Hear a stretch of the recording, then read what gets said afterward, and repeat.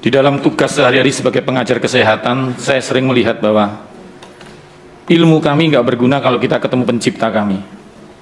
Ada banyak kesaksian di dalam kehidupan kami yang akan saya ceritakan nanti hari Kamis tentang doa dan mujizat, di mana ada seseorang banyak yang sudah sakit tidak bisa sembuh, tapi didiagnosa pasien itu sembuh. Osteoporosis, patah tulang, tidak ada obatnya. Saya punya pasien di Semarang, dia foto karena lututnya sakit, dia mengkena osteoporosis stadium 3. Jadi tulang femur, tulang dan tulang paha dan tulang betis sudah bertemu. Jadi udah nggak ada cairannya sehingga duduk aja sakit. Terus dia tanya sama saya, jus karena saya ahli pangan, saya mengaturkan pangan pasien. Saya bilang sorry, osteoporosis nggak ada obatnya. Tapi coba kamu pergi ke Malaysia atau ke Singapura, foto lagi, terus ketemu konsultasi lagi. Dan ketika dia di Singapura, dia ketemu seorang medis, dia bilang begini, itu medisnya, ini salah ini, kamu enggak kena osteoporosis stadium 3. Nah, pasien ini senang, saudara, puji Tuhan, wih Tuhan baik, ternyata saya enggak osteoporosis.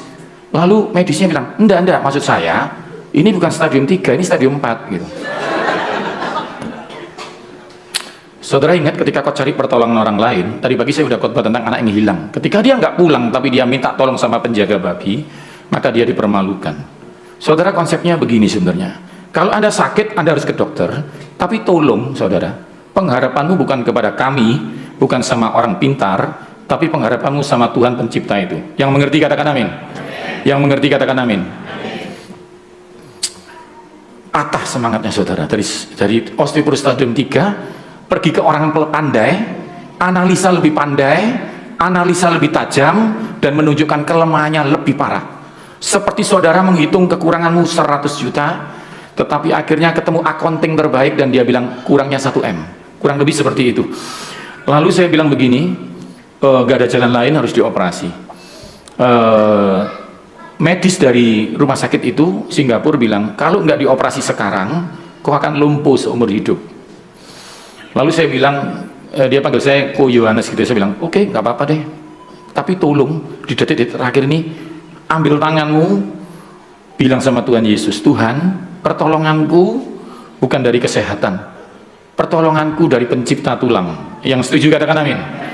Memang kalau sudah businya rusak, sepeda motor gak usah didoakan, ganti aja busi.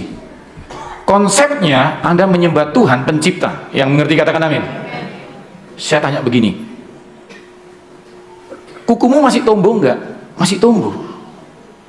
Kukumu tumbuh bukan dari jumlah rekeningmu, karena Tuhan masih intervensi hidupmu. Mau tepuk tangan buat Tuhan Yesus, saudara?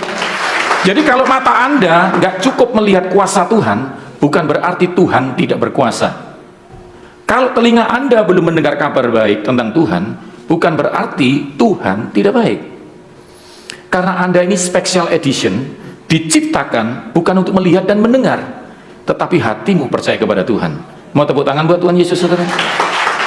Jadi kalau saudara, apapun itu saudara, di bidang ekonomi, kesehatan, saudara belum melihat sesuatu yang menyenangkan saudara, Anda nggak perlu susah saudara, karena kesenanganmu itu ketika kau punya Tuhan Yesus. Amin. Sumber sukacitamu itu Tuhan. Nah, singkat cerita saya bilang begini, ada ayat firman Tuhan yang mengatakan begini, mungkin kamu belum berdoa, atau kamu sudah berdoa tetapi salah caranya.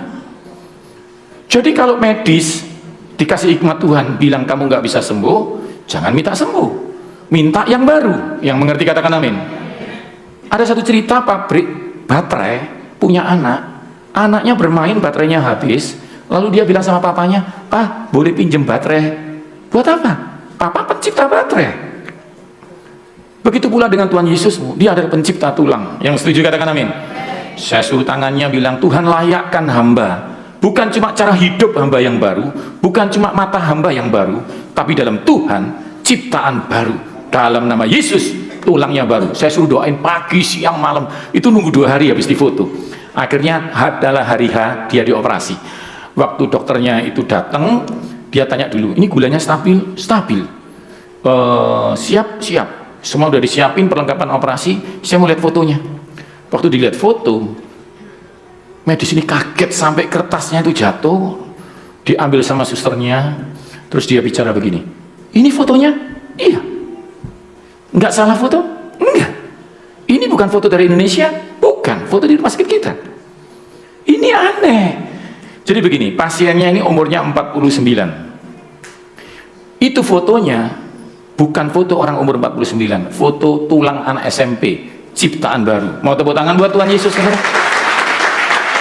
Kalau saudara bertemu Tuhan Yesus, one night with the King changes everything. Kalau kau ketemu Tuhan pagi ini, saudara, bukan cuma hidupmu yang dibikin baru, tapi dalam nama Yesus jantungmu baru,